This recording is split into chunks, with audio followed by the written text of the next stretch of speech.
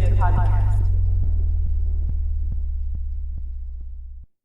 What is up, and welcome to the Fantom Podcast. I am Sid. I'm Jimmy. And happy Thanksgiving to our U.S. listeners, and happy day to everybody else. Yay, binge eating. Has this been the shortest year in existence, or is it just me? No, it has. It has. I'm still writing like June and May on my papers at work. My calendar at work still says August. Jesus Christ. It's bad. It's awful. The other day I caught myself writing 2013. You mean it's not 2006? Right? Am I not still in high school? Oh, God, it's so depressing. So, do you have any housekeeping or anything you'd like to share with us today, Jimmy? I think we have that one piece of major housekeeping. We are hopping platforms from SoundCloud to YouTube. Yes, we have migrated because I was in the understanding that SoundCloud limits were weekly and not lifetime. Neither of us read the fine print. We didn't, and that's okay, I guess. We have options. We'll survive. But, you know, if you're listening to this, you either found it on our Twitter or you found it on YouTube. Yeah, and we only apologize a little bit. I mean, I apologize slightly, but not too much. Yeah, no, you're good. I mean, you're still getting content. You guys got the Fringe and Supernatural episodes back to back, which I hope you enjoyed. And then today we're going to continue that saga with the Fringernatural universe. Are you ready, Jimmy? And God, this is what happens when someone gives me an idea and doesn't shut me up. It was entirely too beautiful to stop it. It was just the opposite of watching a train wreck. Well, much like a little kid that's doing something wrong or doing something like you want them to stop, but you keep laughing because it's so funny. This is what motivates me, apparently. It is. That and the promises of pizza somewhere along the way is kind of got you going, too. Because we were talking about Mellow Mushroom, remember? Oh, God. Yeah, the cow. The disco cow. I miss the disco cow. Listen, did I tell you that they took it off that spinning pole and now it's just suspended upside down in the ceiling? No, what? I'm bitter. I know. Isn't that preposterous? Flying Gene has left us. I know. So, next time you come, you'll see. Do you have any housekeeping? God damn it. I did, and now I can't think of it. Social media. If you want to talk to us, share stories with us, yell at us. Please don't, though, because my feelings are easily hurt. I just yell back. So if you get me, I just yell back. I'm glad you do. One of us has to wear the pants in this friendship, and I'm glad that it's you. I'm wearing a skirt, but okay. Okay, I'm glad one of us has balls in this relationship. Metaphorical balls in this friendship, and I'm glad it's you, because I'm bad at that. It's okay. But anyway, so if you'd like to reach us, email is fantompodcast@gmail.com. We are on Twitter, handle Fantom Podcast, same handle on Instagram, same handle on Tumblr. Not a whole lot going on the social media end right now, but we're working on it. Yeah, you know, it's slow to come. Yeah, we'll get there. We're getting there. Get us started, because this is going to be very, you have to have seen it to understand 90% of the jokes. Yeah, so if you haven't seen Fringe and Supernatural, you can still listen in. You just won't get it. Just enjoy it. Go with it. But we strongly encourage you to watch both of them and tell us how much you agree with our headcanons. And please start checking to see how many actors cross over, because it's a lot. Dude, yes. And the longer that I scrolled, the more I found, and I was like, oh my God. Do they all work in out of the same... I don't think Fringe is Canadian, but it could be. I mean, it might as well be at the crossover rate. So, as previously mentioned, it came about, we were watching Fringe and rewatching Supernatural at the same time. So, that's how it started. Jimmy created this beautiful universe. I egged her on and minutely contributed. I mostly just screamed and went, oh my God, yes, constantly. Yeah, it looks like this was born... We had to have been in season 1. Like, we couldn't have been that far in. No, it was like within the first 3 episodes or so. Yeah, and I'm looking at this, and it looks like it started, unfortunately I can tell you it's probably season 10 of Supernatural because Rowena's in it. Mm-hmm. And I just thought, what would happen if Rowena and Walter started talking? Because Rowena is, when she's excited, nigh on unintelligible anyway. Yep. She goes on and on and on and on and on and on about magic. So much magic and how much there's a Crowley, something's happening. She just keeps going, and Walter doesn't shut up either. Imagine that. I'm just going through, we have most of the chat logs, not all of them. We're missing all the texts, too. Yeah, which is a shame. But it just ended, it pretty much started with, it looks like you actually started it. Walter's like, tell me the science behind your magic. And Rowena was like, listen, old man, don't look at me. Well, they end up shrieking at each other and drinking milkshakes because we know Rowena is a delicate flower. But no, listen, no, you started it. You said imagine Rowena and Walter talking, so it's all on you. Okay, fine. Egg me on. Just take the damn credit. But I actually have to make a note first before we go on because I am trash. Okay. A note about our crossover universe. Peter and Livy are in a committed relationship, and so are Cass and Dean, and it's canon. And this was later on, chronologically, we talked about how that comes about, but basically, when the Fringe team meets the Supernatural team, everyone wonders why the fuck Dean isn't viciously hitting on Livy. Like, Ellen even checks his temperature at one point, and he's just like, listen, I'm a little offended. Can't a man be happy as he is? And everybody's like, no, Dean, you're a baby slut. It's true. Yeah, and they're just like, okay, well, Lisa's not in the picture. It's definitely not Joe. Anna's dead because we just need her dead in that universe. I seem to remember we made Ellen and Joe survive. Yes. No, yeah, there's a lot of people that are not dead, but Anna definitely is. But yeah, and then one by one, everybody's light bulbs come on, and that's how they figure it out. And then Dean, Cass are canon in our universe there. So I just wanted to make that note because I am trash, and I have to say it. I mean, at this point, I think they accept this about us if they're watching anything. I'd hope so, because I listened to my part last episode while I was editing, and I was like, my God, I am Castiel trash.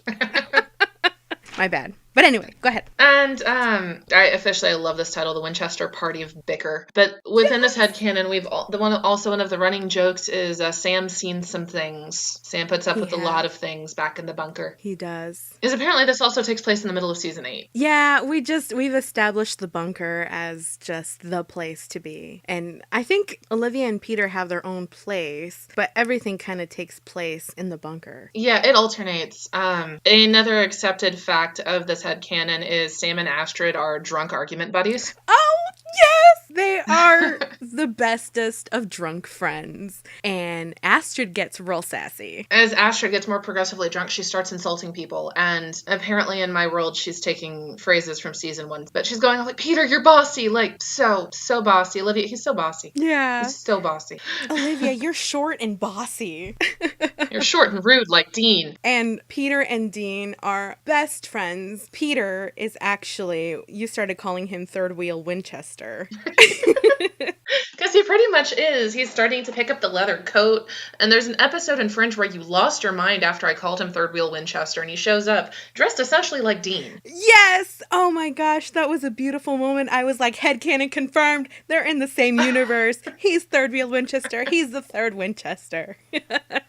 However, it's also established that Olivia is actually the most effective hunter ever in existence, because she is. She prioritizes everything down to, I have to do this. But she also has no sense of propriety. Like, why shouldn't I chase him down the street in daylight? Right. This is a secret? Right. Olivia forgets that when she's with the Winchesters, it's not an FBI case.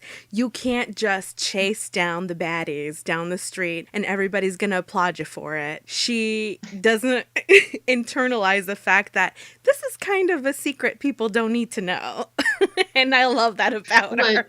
Dean gets so frustrated. Yeah, Sam's unconscious because this is Supernatural. Dean's thrown across the room, just annoyed. And Olivia just sits there unimpressed. She does. Why are you putting yourself in the range of danger? Jesus. And then shoots him in the head.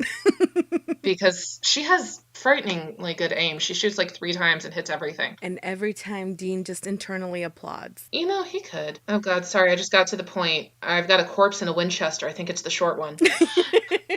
A running joke is we all know Walter can't keep Astrid's name straight, calls her Asteroid, but he can't keep anyone's name straight now. It's Dewdrop and Sandra. Yes, and at one point he calls Dean Daffodil. Yeah. So what else have you got? We talked about, imagine if Sam had access to the FBI search. Oh, Christ. How, like, between that and his search the web, he would be unstoppable.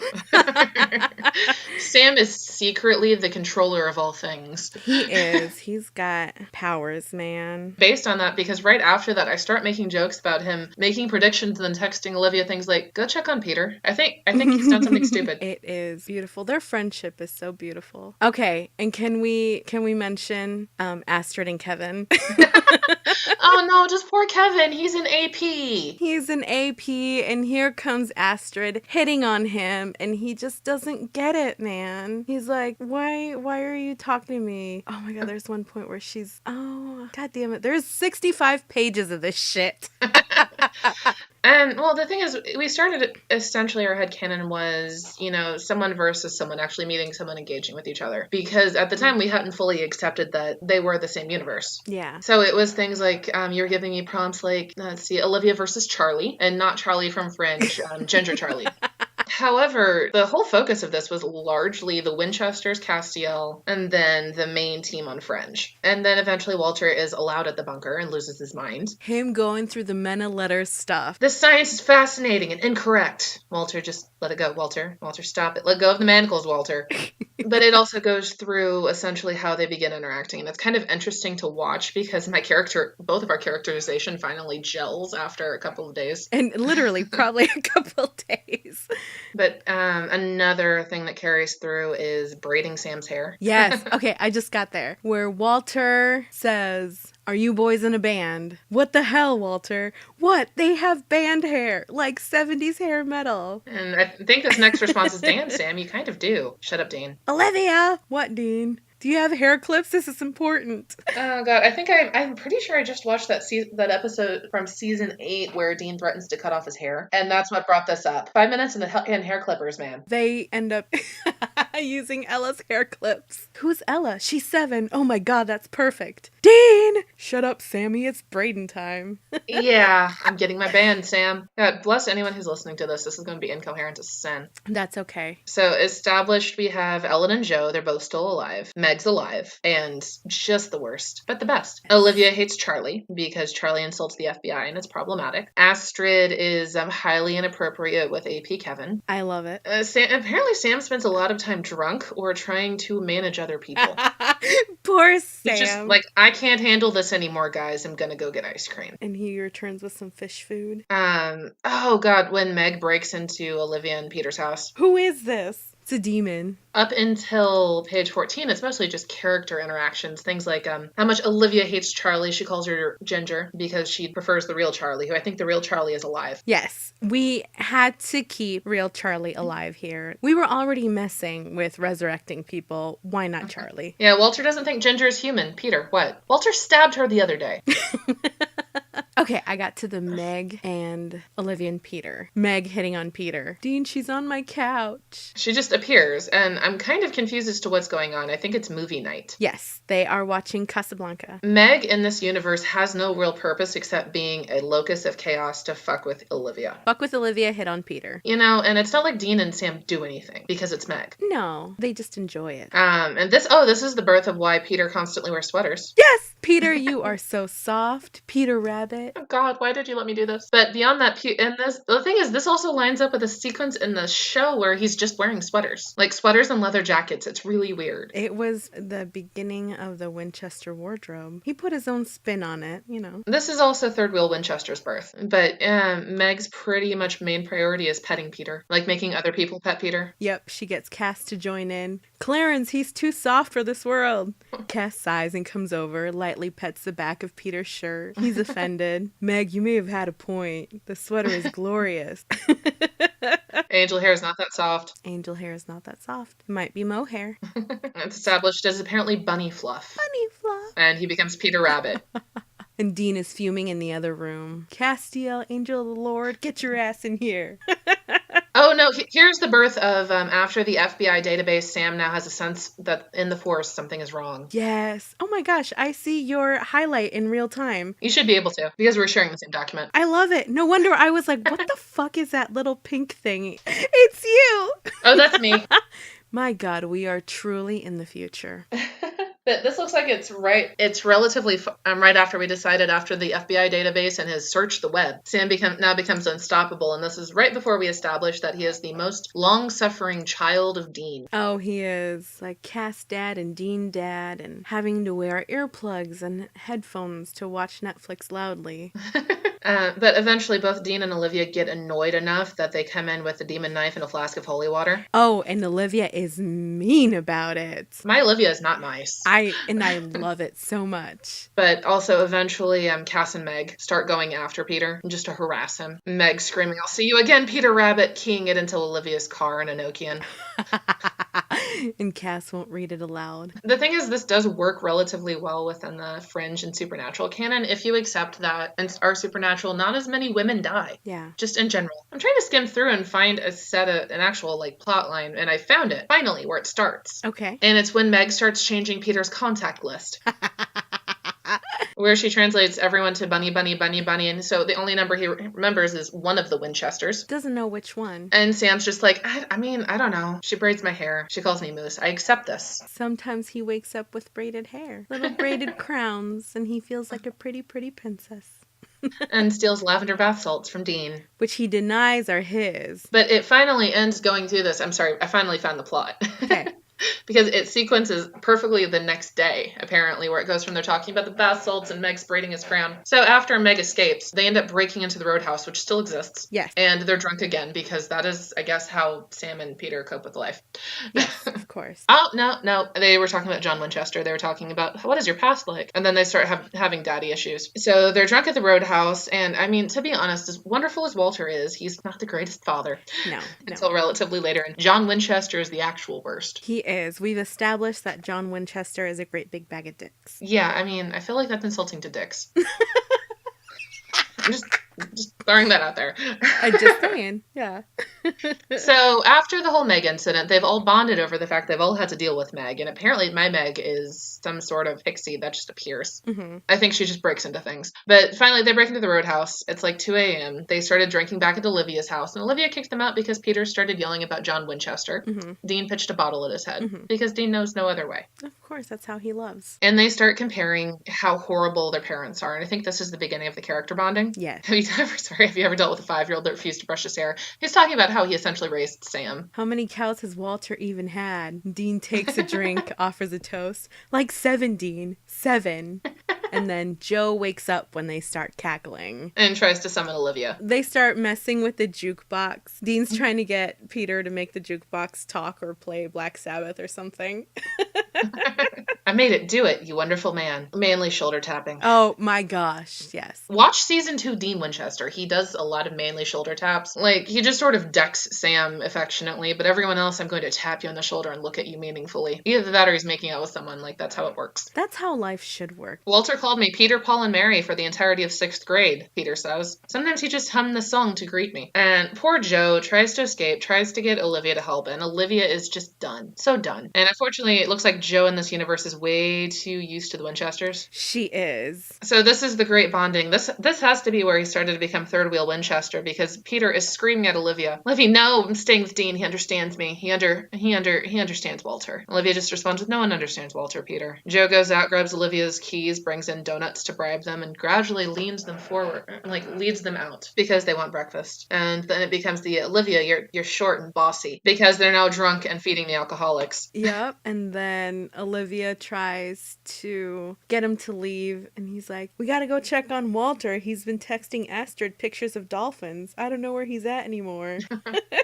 And Peter's just petting Dean while Joe feeds Dean. Cass quietly fumes, watching them pet each other. He's my dewdrop. Oh, it is his dewdrop. I seem to remember there's a running joke about a Joe threesome. Yes. Well, no, it's not a Joe threesome. Or who was it? It was, I think Walter thinks that Joe and Olivia are an item. Oh, yeah. So then imagine Olivia, Peter, and Astrid, and even Walter, who have had legitimately responsible adult lives, interacting with the babies and an angel, who beneath it all are just well-equipped teenagers. I mean, that is what's so hilarious about the whole crossover, because it's like, watch these two disasters just mesh together.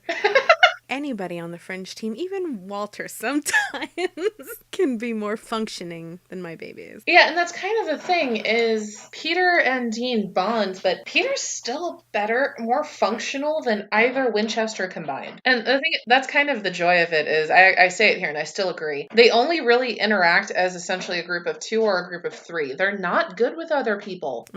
They have their hunter family and everything, but this is like Peter and Walter are actually related. They actually have a parental relationship. They have a functional relationship, and it's not friends or siblings, it's a father-son. And unfortunately, Dean and Sam have both of those. Yeah. And it's all problematic and weird. And it's beautiful. And then Castiel walks in. At one point, Dean's just throwing out names, trying to remember Peter's. You just call me Sammy. Like, I only know 7 people still alive. Give me credit. And then Peter just shrugs, because he kind of gets it until Dean calls him Peter Rabbit, and he just smacks him upside the head full force.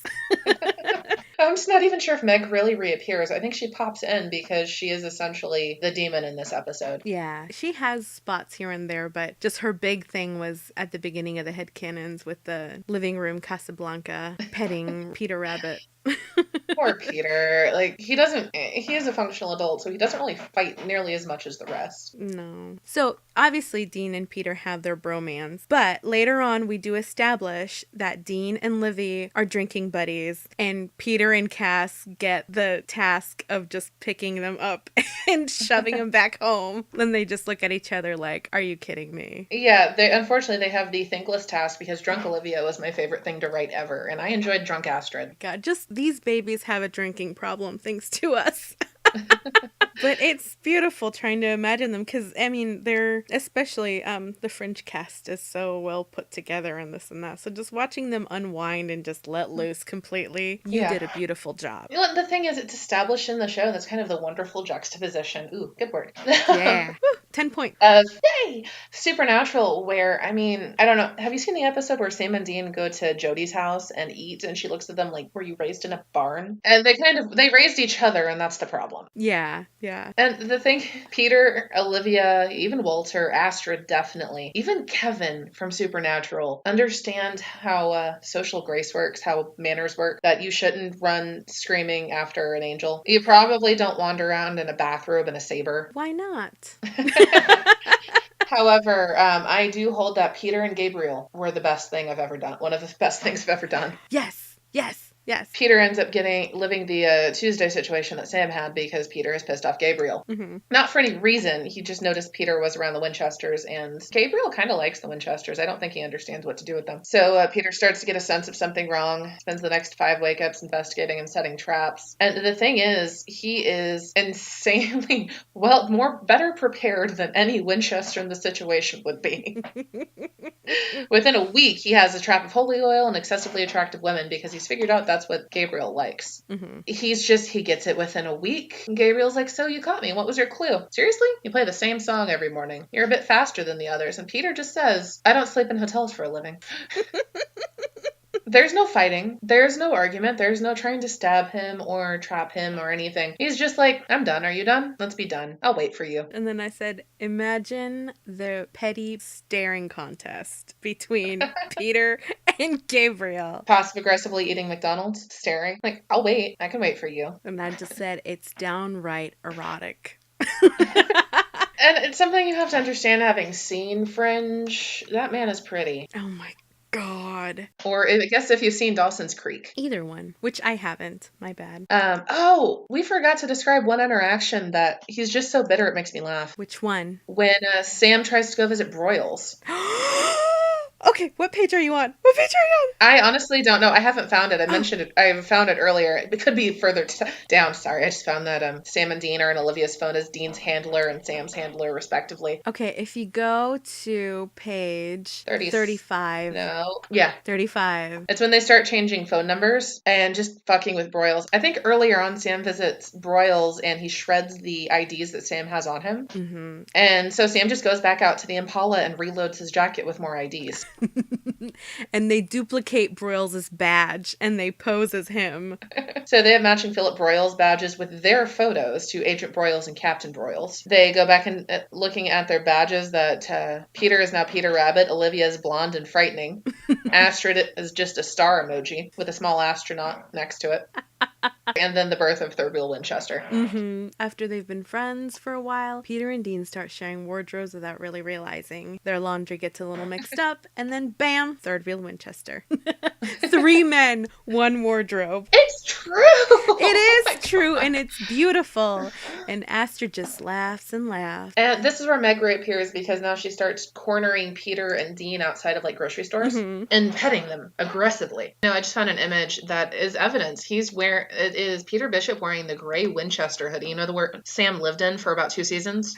Send it to me right now. Send it. Hold on. Send it. Send it, send it, send it. I'm sending you the link. Oh my gosh. And then we said with Third Wheel Winchester, Sam and Dean privately agree he makes a better Winchester than Adam. And Livy asks them who Adam is at one point, and they just do the weird Winchester conversation without talking, looking at each other, and start loudly discussing the metal of letters. Poor Adam, even in this crossover, he's still in hell. Adam is trash. Oh my gosh, he is. Oh, let me look at this picture. Come on, click, click, click.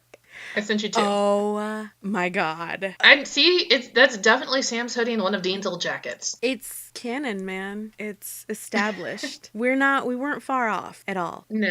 And it's sort of the thing that, sorry, Samantha and Dalmatian, I was clearly running out of names. Yeah, they do eventually agree that Peter makes a better one than Adam. And I'm glad that we both included that a weird Winchester stare because they do. It's just like they stare at each other, one eyebrow raises, Dean shrugs. Mm-hmm. And they know. The evidence of 2 guys who have lived together way too long. Yeah. Peter gets into a drinking contest with Castiel. And Ellen says... Ellen, the only living survivor of a drinking contest with Castiel. And she just goes, Cass, honey, did you disclose to Peter that you once drank an entire liquor store? And Peter just spits out his drink. No, I did not, Eleanor. We talked about, Broyles meeting Ellen and Bobby. So much fear in one room. Or Broyles meeting John goddamn fucking Winchester. And Sam and Dean are miles away eating burgers at some shitty diner. And they're suddenly incredibly tense. They sense a disturbance. Sam gets his Lucifer as near stance, and Dean puffs out his chest. Something's wrong in the force, Sammy. They rush to see John. See Olivia just kind of staring, arms crossed, stands tense. Mr. Winchester, you mean to tell me you left a 4-year-old to fend for himself and his newborn brother? And everybody flinches. Everybody.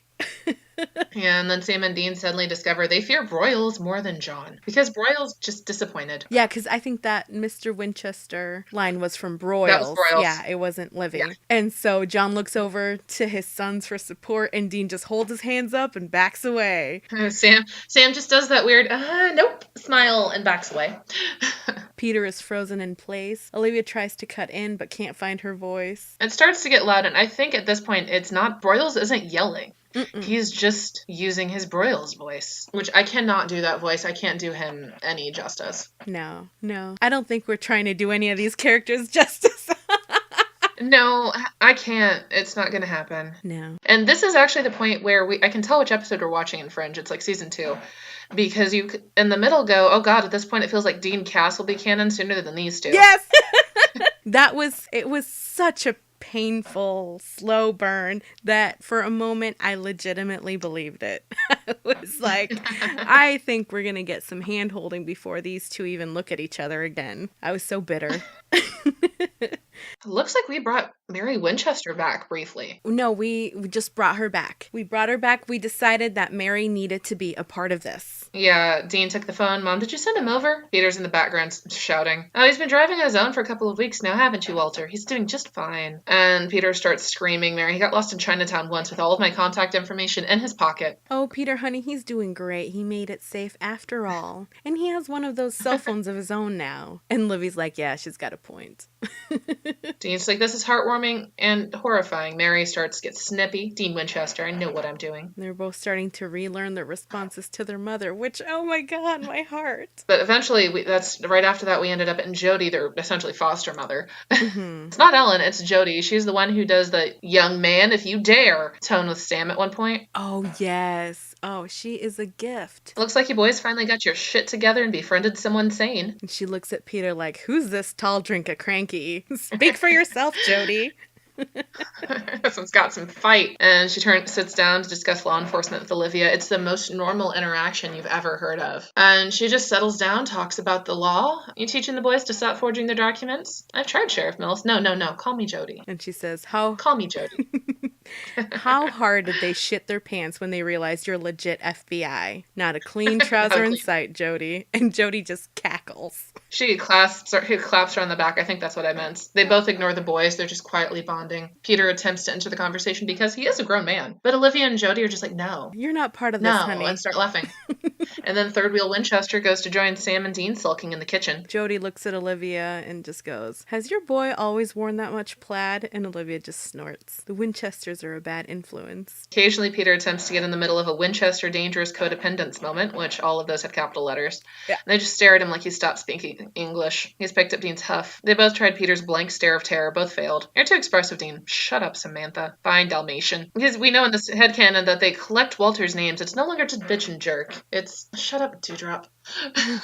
All pranks gradually become Walter's name themed because one of the best episodes of season 1 is that prank episode. And then they only reach a truce once Walter calls them by their actual names when they're all at dinner with Mary.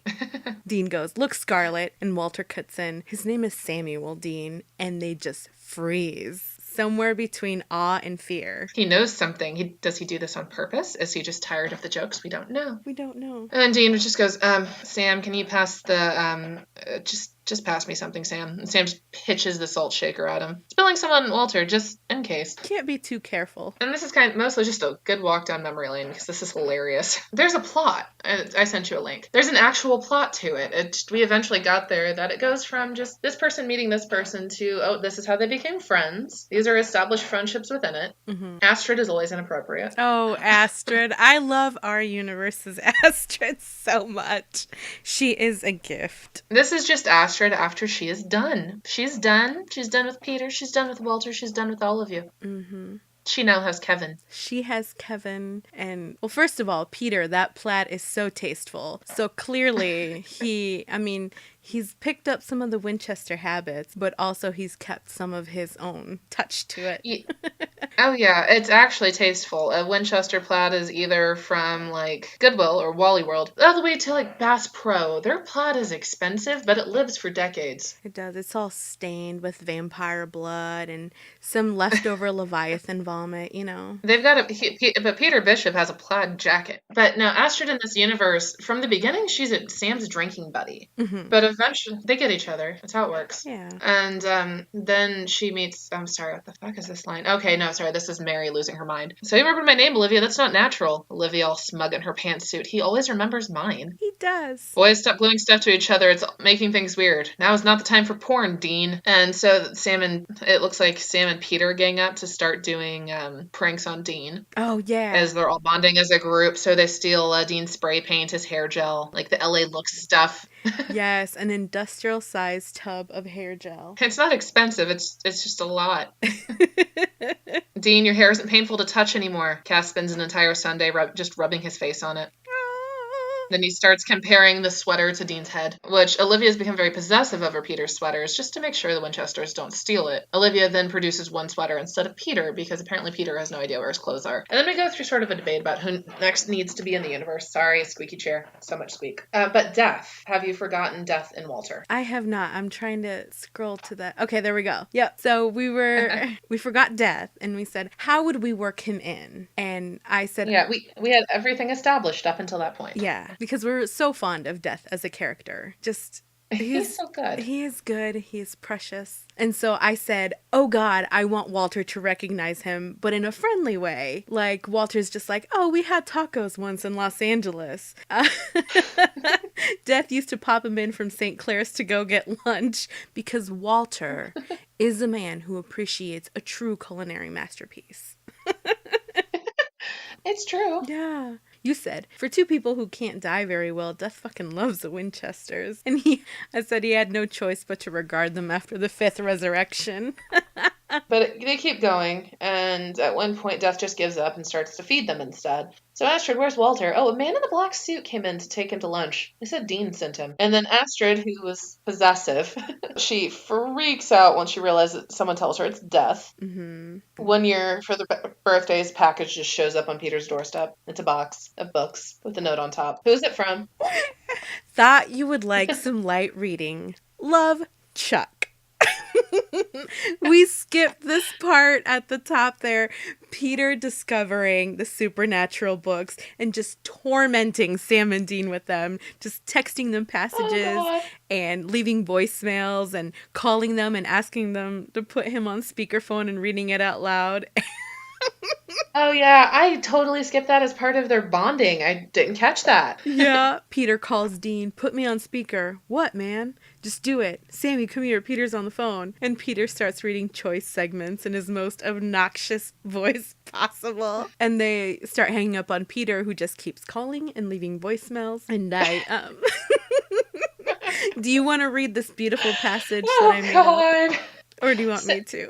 I'll do it. So after Peter's just leaving these voicemails, these long, long voicemails, Sam pulls his plaid bedspread over his head and hums Beautiful by Christina Aguilera as loudly as he can. He had asked Dean and Castiel to keep it down 3 times already in the last 2 days. He deeply regretted mediating their argument over what to name their new guinea pig. All he wanted was his surrogate parents to stop fighting. He never anticipated he'd find out exactly where Castiel is ticklish. And Livy's just losing her shit in the background. They no longer trust Peter, Astrid, Olivia, or Walter. Peter considers bringing Mary or Broyles into this, but he's not that cruel. He does call Joe. Yeah, he does call Joe. Joe, do you want to torment Sam and Dean? Entirely. And so he emails her a file. Oh, I referred to Jared at some point in there as, or no, you did. Jared 2 Chains Padalecki. Oh, Christ. I need to pull up the link as to why I called him Jared 2 Chains Padalecki. It's right under... Oh, yeah, there you go. There we go. It's a Jensen status, which is a little frightening. Yeah, because he's wearing 2 chains. Oh, but God. Are you ready for this next part? Poor Kevin. Oh, God. We abused Kevin. Astrid abused Kevin. Oh, bless. This one's actually mostly yours. Oh, is it? Oh, of course it would be, because I am trash. My bad. You want to handle this one? Sure. So we were talking about Kevin, and you said, poor Kevin lost his innocence to Astrid. And I said, oh my God, imagine. Dean sits him down. Listen, Kevin, the thing about older women. And then Kevin nearly blushes himself to death. And Dean continues, is that they're awesome. And Kevin looks to Sam for help, but Sam's just like, listen to this man. He raised me. And you're like, he's right. Younger women have only tried to kill me. Dean looks at Sam. Remember Pam? Sam goes nearly purple and just nods and holds Kevin by the shoulders. Dude, seriously, listen to Dean. Looks at Dean, says, Annie. Didn't Cass burn her eyes out? That's irrelevant, Kevin. Dean clears his throat. Anyway, point is, Kevin, dude, you needed to get laid like 4 years before we met. Now listen up. So poor baby Kevin just slowly sinks into his seat, eyes panicked, nodding whenever Sam nudges him. And then you're like, Kevin gradually tunes into his previously abandoned AP self and starts taking notes. Oh, and this is the crowning moment of my humor. Dean pulls up that scene from Friends where Monica's telling Chandler all about the erotic points on a woman. Kevin nearly faints but takes notes anyway. And makes a mental note for later that the Winchesters watch Friends. And he brings it up one day and Dean just looks at him like, "Are you stupid?" And just shouts, "Who didn't watch Friends? Honestly!" And then Peter and Livy exchange a look overhearing from the other room. But that's my greatest contribution to this. I feel like one of mine is the fact Dean and Sam are afraid of the song Heat of the Moment by Asia. Yes, they just flinch every time that it comes on. Dean just giggles. Sam starts aggressively checking Dean's pulse. "Are you alive? Are you sure? Don't eat that. Don't touch that. Don't."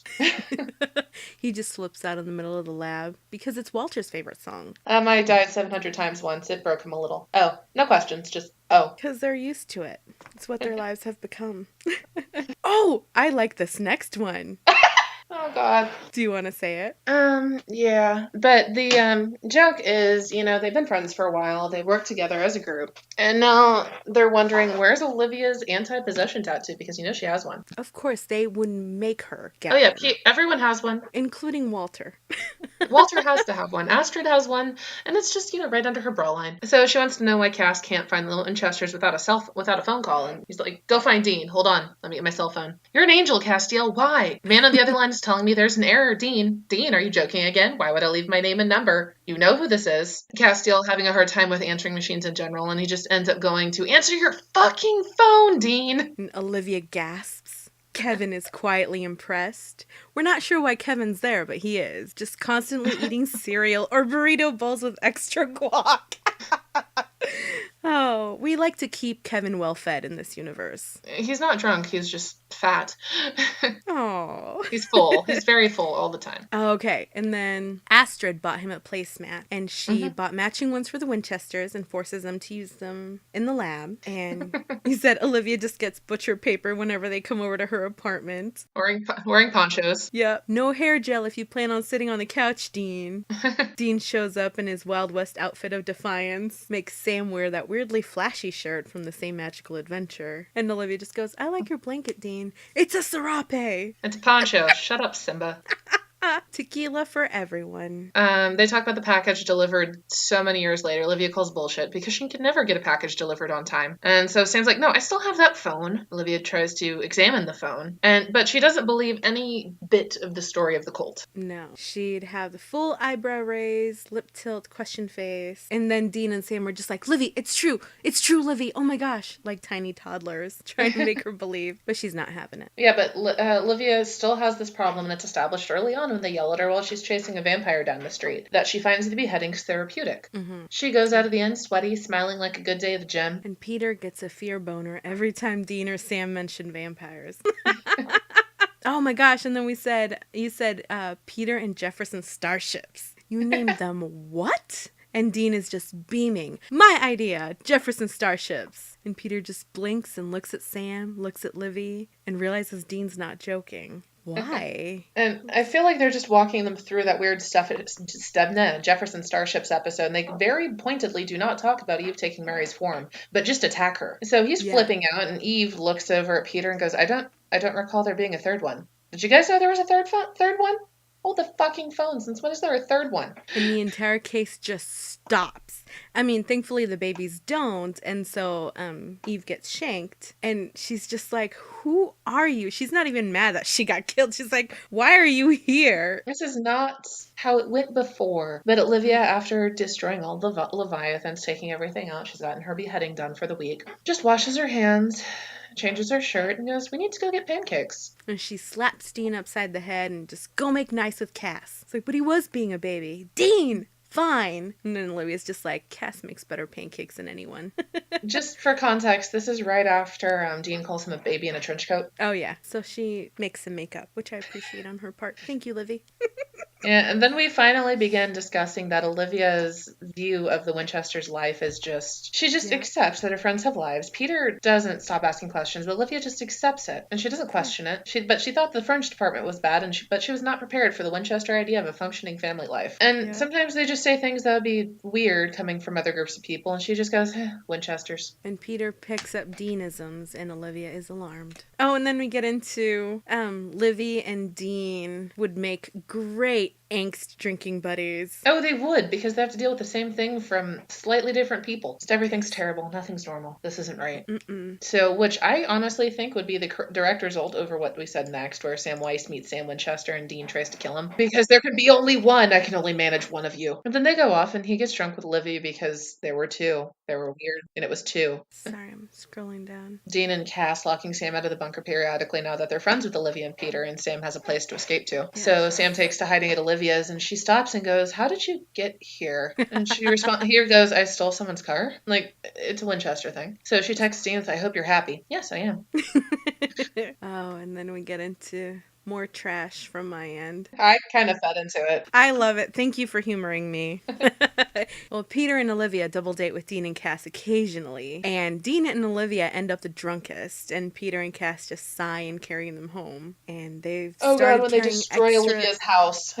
Yes. Oh my gosh. They've started carrying extra drunk handling blankets in their cars, just on the off chance. And you said Cass doesn't understand tea and puts too much honey in it, but Olivia puts whiskey in hers. Peter sniffs it and dumps it in the potted plant. "No, Olivia! That was my good whiskey, Peter. No!" Dean is scandalized. "Peter, man, I thought you understood." Dean, "Whiskey doesn't belong in tea. But that was such a waste of good whiskey." Livy's like, "You tell him." And then she fist bumps and falls off the couch. Dean throws up his hands and backs up, tripping over the potted plants. "I only see good whiskey being wasted, man." And he's trying to lick the potted plant when Peter gives Cass a look like, "Take your man and go." So he starts just dragging him out the door. Olivia's passed out. Drooling on the carpet. Yeah, Cass gets Sam to unlock the bunker door. Peter just puts a blanket on her and then starts watching X-Files. He learned how to tie a ponytail after the first couple times he watched her inhale a chunk of her hair. Sorry. Oh my god, that next... That doesn't really translate to audio. Saying, listeners, I am pretty much renowned for my typos. It's beautiful. So we ended up having a really weird brief period where apparently Castiel has taught Sam logic because Sam shouts something. He goes, "Sammy, language! I'm 32, Dean. You told an officer to fuck a flying duck the other day, Dean." Dean just looks pissy and goes, "Cass, stop teaching him logic." And this is after Kevin and Astrid are a thing. So tonight on Lifetime, Sammy's choice. He can only visit Walter. Sammy elects a secret option number 3. He goes to visit Broyles instead of... And after their prank war with Broyles no longer trusts them at all. So Broyles kicks him out, has all of his IDs shredded at the front desk, runs out the door and heads to Mexico. Just failing. So Sam sighs, goes back to the car, grabs another handful of IDs, and restocks his jacket. Crowley disguises himself as an assistant bringing coffee to the front desk, just to watch poor puppy Sam sit there and wait with misty eyes like, "Broyles, please, it's me." Just a running theory, they have about 150 IDs between the two of them. At least 5 of them are Broyles at any one time. Oh god, this Sam also eats my favorite Ben & Jerry's. That's special. He grabs a thing of fish food, a spoon, and just disappears into his room. Yep, he brings his noise-canceling headphones and blasts Netflix, just in case. He doesn't want to know which surfaces in the kitchen he should disinfect daily. He just disinfects them all. Because Sam likes things clean, and Dean is Dean. And this next part, I'm not sure who we're talking about. I'm assuming it's Astrid. It may be Olivia. That one day Sam gets approached about where they could score some weed. Sam looks at her and she shrugs and goes, "Sorry, I figured with the hair and all." So Sam quietly, and I'm assuming fearfully, repeats the rule of the Impala. You don't take joints from a guy named Don and no dogs in the car. It's Olivia. It's Olivia. It has to be Olivia. Yeah, because we talked about that after the Brown Betty episode in Fringe. Oh, yeah. Yeah, and this is where we both cracked because this is right when Peter, every time Olivia's mad at him, starts doing the Dean thing where he flirts. He flirts as a defense mechanism. He learned too much from Dean. Third Wheel Winchesters strikes again. I'm sorry. Where we started finding links. Part of the reason why this holds together is the Cortexiphan kids are essentially the special children from Azazel. Olivia at one point goes to Sam and she attempts to explain Cortexiphan because they were both special kids. And Sam gets all shirty because there was apparently an alternative to being drugged with demon blood. They don't talk about it anymore. Oh, here's a cute one. Oh God, the Creole Creamery. Yeah. I said, earlier I thought about all of the babies ordering at Creole Creamery. Dean just requests most of the mixings. Sir, you don't have enough ice cream for that. Just give me more, man. And then we started assigning people to scenes from Friends because we know Dean likes Friends. And so that pivot scene, Ross, Chandler, and Rachel. I hate Ross, so this wasn't the nicest one. Listen, me too. We got to talk about that one day because I have a lot of feelings about Ross and Rachel. We can do it another fandom episode. We still need to get some horror movies into this. Oh, yeah. But I assigned Walter as the couch owner. Not Ross, just the owner of the couch. Because he would just keep screaming, "Pivot, this is scientifically possible. Why are you failing?" And then we said Chandler is tough, but you'd assign Peter. Yeah, to or be Wheel Winchester Chandler himself. in that situation. And let's see, Rachel would be Kevin. Because it couldn't be any of the women. They would actually fix it, including Meg. Sam probably wouldn't be anywhere near it. Oh, no. Bobby wouldn't do it. Broyles would be too efficient. John would punch the couch owner, and Cass would just transport the couch upstairs. Kevin bails and goes and gets pizza. Yeah, eventually it's just not worth it. So at one point they replaced Broyles' badge in this long-standing prank war with one that read Philip Winchester. And he acts so pissed about it, but after he sends for a replacement, he packs it away in his sock drawer in really nice tissue paper. He knows it's a compliment, but they won't say it out loud because it's the Winchesters. Oh, I love that. I love that Broyles is really fond of. Oh, we forgot this one. It was way earlier. Back it up. In the pages. Bobby and Broyles. Oh, God. Talking and going on a fishing trip. But before they go on a fishing trip together, they are talking. And Bobby starts describing Rufus. And Broyles just goes, "Oh, that man has been a pain in my ass my entire career." And it's true, because Rufus just is. He's not, you don't question him. He's not something, he's a force of nature. He is. I thought that was beautiful. I liked that. And then we talked about satanic spuds, but I can't remember who we were referring to. I legitimately don't know why we're talking about Satan's tater tot and Satan potato. I think, were we referencing Balthazar and then Sebastian's character on Fringe, maybe? Possibly. But then we got sidetracked. I seem to remember we had a further conversation at some point about Balthazar meeting his other side, not compatriot, and just being salty about the whole situation. I'm sorry, we apparently devolved at one point into just Astrid jumping Kevin, then feeding him. I mean, Kevin, I need more cushion for this pushing. Dean starts handing Kevin a burrito, and Sam begins to panic, screaming, "Not another one!" Oh, Astrid starts drunkenly trying to hook Sam up with other cryptography agents. He panics. Dean just starts laughing. "No, Astrid. Everyone he sleeps with either goes crazy or dies. We try to keep him safe and keep them safe." And so after the first couple of refusals, she pulls a Dean tactic and just texts him addresses with the word urgent attached. "Come dressed nicely. It's urgent." Sam refuses to leave the bunker after the first few cat lady disasters. In a fit of confusion, she attempts to hook him up with a guy. He leaves the restaurant muttering, "Wrong brother, Astrid," and stops replying to any contact from her. Oh, that is so funny. Oh, there was one episode in Fringe where Peter wore this really puffy winter jacket, and I said, "He looks extra soft today." And you said, "Dean takes one look at that jacket and just calls him Stay Puffed Peter." Olivia, stay puffed, and I need to go shopping. Oh, no, the Joe and Livy thing. I'm looking at it. It happened while they were drunk. Well, there's more of it above because I think I just skimmed through it. I'm sorry. Slow me down. But Folivia knows. Folivia knows what Joe and Livy got up to. Yeah, slow me down if I skip something. What? Oh, no, if I skip something, you can tell me to go back. Oh, it sounded... Something glitched out in my connection where it just sounded like this weird alien burp. I was like, are you making fun of me? No. Yeah, there we go. I'm looking through here, and way earlier on, this is after Joe and Olivia go and rescue the Wonder Twins. So it goes down, and they delve into the contents of John's journal. Walter's respectful, intrigued by the lore. Then Dean takes this moment to text Joe a single photo of Sam eating pizza, and Joe loses her mind. So I'm flipping through, and it looks like Joe is getting sassy with people. As she should. As she does. And then Walter actually stops, and while they're talking about Mary with Ellen, and Walter looks at Joe and goes, "How's Olivia?" And Joe loses her shit. What page are you on? Because it references earlier the drinking. We're on page 38. But Walter stops to acknowledge Joe and ask if she's here to pick Olivia up on a date. So Peter tries to physically shut him up. Joe rolls her eyes. At this point, Peter starts to wonder if Olivia's hanging out with Joe still, because this is mischievous, even for her. Because Peter and Joe decorate the entire Winchester bunker and select pages from the books. Oh, yeah. So Walter starts checking out the covers of the Supernatural books, asks Sam if he got that mole on his shoulder looked at. And he says, "These pictures are really exaggerated. Speak for yourself, Sammy. Dean, you're not blonde the last time I checked." Livy's wheezing. And that Christmas, she frames the covers and has them anonymously delivered to the house. During movie night at the bunker, Peter keeps the Winchesters distracted while she decorates the entire bunker and selects pages from the books, blows up a couple of choice quotes. They start reading fan fiction out loud. Peter repeats the conversation about Sam and Ruby sleeping together verbatim at Sam and then hangs up. They can't quite meet his eye when they get back in town. What else do we have to cover? Because the very last thing we have is Rowena. We have the Olivia needs to layer.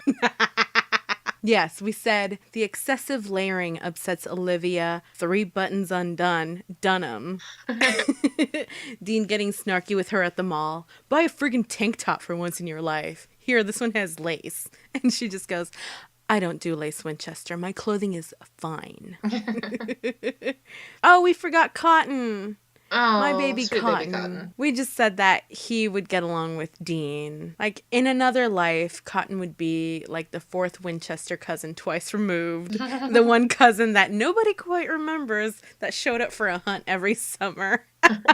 Yeah, we didn't really get into Cotton joining them at all. No, we had a weird segue into Rowena, where she refuses to call Peter by anything but Third Wheel Winchester. Well, Rowena trying to say Peter Bishop would be an upsetting amount of consonants. Bishop. Bishop.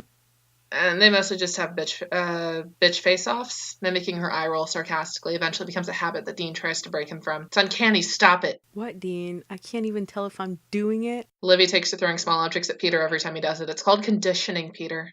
I like Broyles and Bobby's fishing trips. That's kind of the highlight. What do you think is sort of the best thing we did? I'm going to make you choose before we end this episode. The Roadhouse, the whole Roadhouse, Peter and Dean drinking and Joe calling Olivia. That entire chunk is what I laughed so hard at. You are a genius. You are a comedic genius, Jimmy. And I need you to actually write me a series of novels with our headcanons, please. I'll pay you in pizza. To be honest, this might end up being a set of like vignettes that I fully flesh out, but I'm kind of proud of it because it actually is partially confirmed. No, There's stuff where the universe overlaps. And it was the comedic relief that we needed as we were watching these fucking shows. I don't think we would have survived without the headcanons, honestly. I'm relatively certain that wouldn't have happened. Yeah, it was a lot of emotions. It was a lot of screaming. And this just really helped us settle down and giggle a little bit. So thank you, Jimmy, for being the creative genius that you are. I was going to thank the people listening because they've been taken on a wild ride today. Man, if you've survived this far, we owe you pizza. We really do. We do. But is there anything else that what's your favorite part of the headcanons? Honestly, my favorite part is probably the Roadhouse or the the Broyles prank war. Yes. Broyles would be so over their shit. But you just know that the little itty bitty part of Broyles that remembers his LSD trip would just be giddy as fuck. He enjoys it. He enjoys it. He does. Oh, these babies. So we'll have to come up with new headcanons and come back with a different episode. How's that?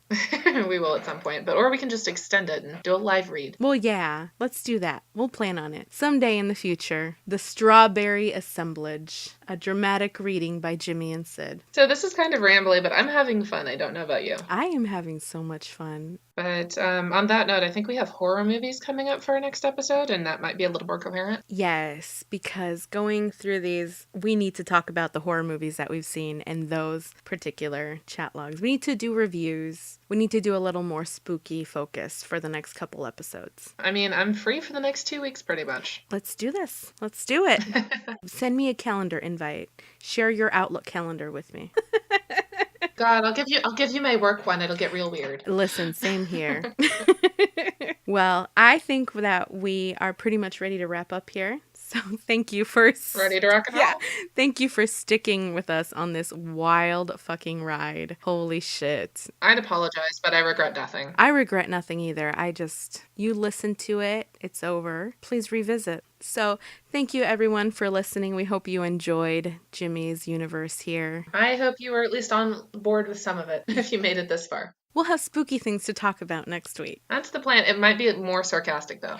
Oh, it's infinitely more sarcastic. This was like good-humored, genuinely endeared by these characters. But when it comes to horror movies, we can be very cruel, but we are hilarious. So, well, thank you everyone for listening, and we will see you next week. Bye!